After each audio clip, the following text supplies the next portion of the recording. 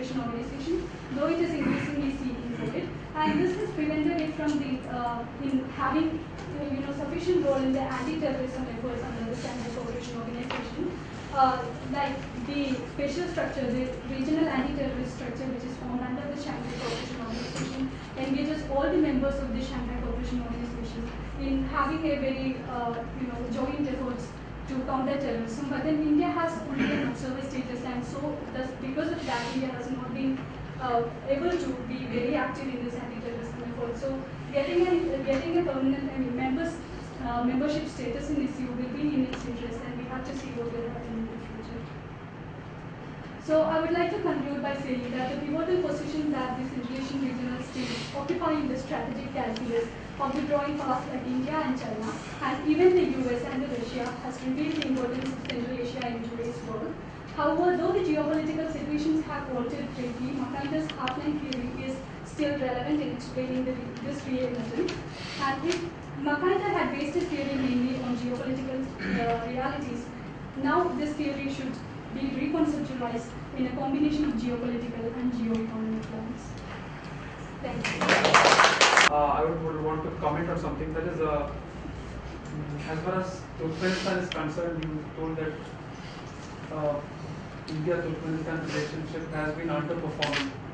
Actually, Turkmenistan is one of those countries which can easily develop a relationship, provided we can utilize our capabilities. That is because Turkmenistan follows a policy of neutrality. It doesn't engage with any other players in the region beyond a point.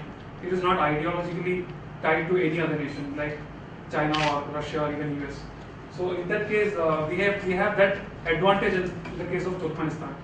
Another advantage is that Turkmenistan is sharing the border with Iran, and as of now, as access is concerned, access to Central Asia is only through Iran, and not through Pakistan or Afghanistan. Even if you think in that way, if you look at the map, you can see that the closest neighbor that India has with Central Asia is Turkmenistan. And also Turkmenistan is very much rich in natural resources, be it energy or mineral resources. Mainly gas. So Turkmenistan should be one of the main partners for us in Central Asia rather than being an underperforming relationship. I said the potential is still big, but what she was writing, that there is a foreign policy challenge to process. India has not been able to be proactive in Central Asia.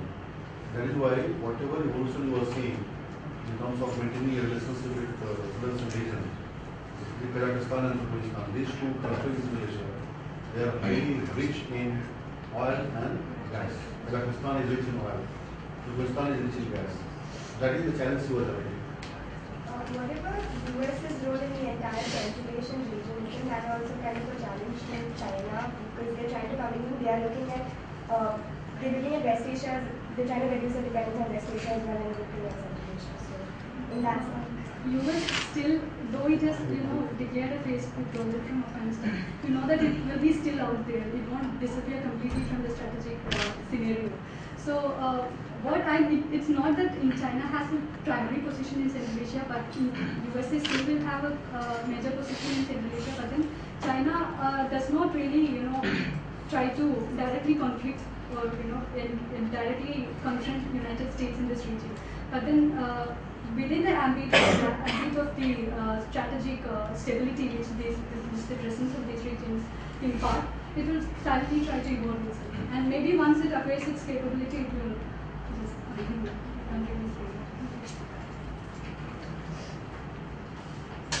Anyone else?